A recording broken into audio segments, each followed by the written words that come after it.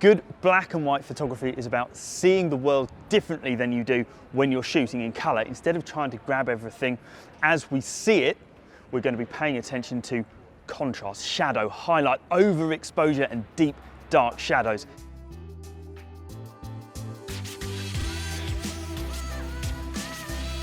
Here, I'm going to shoot a glorious abstract frame of this building reflecting this late afternoon light in beautiful black and white.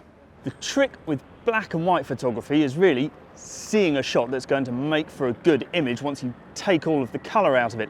And for this frame, my eye was really caught by the way that this building, some of these panels down the side are almost aggressively reflecting light back at us. They're almost overexposing in this frame, whereas some of the other panels in this building are positively sucking light in, absorbing it and producing an image with loads of contrast. First thing that I want to do is pick out a focal length. There's a lot of clutter going on in this frame, other buildings, pedestrians, vans, all of that kind of stuff. So if we switch to this 2x lens, we're immediately creating more interesting and impactful compositions. And then the rest of the work is going to be done via a filter. Now, filters get a bit of a bad rap, but here it's going to be the difference between an interesting image and a boring one. So we've got this grey filter here which kind of desaturates everything. I can still see a bit of tone in the blue and proper black and white. There we go, true monochrome. So for this frame here, I think that looks pretty nice. We've got this tree kind of lurking down in the bottom left-hand corner there.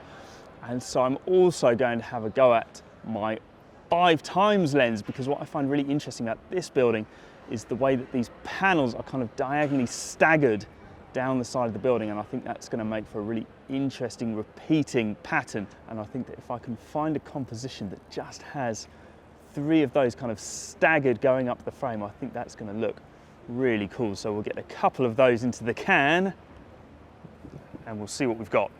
For me, this frame is all promise, no delivery. You can see why it's appealing as a black and white frame, because you have the light bouncing off these panels across there, and then you've got these much deeper shadows in there. But as a colour frame, we've got this big triangle of blue across the top. We've also got quite a lot of blue reflected in these windows. So although the composition is pretty nice looking, you can see why black and white was going to be the more compelling option.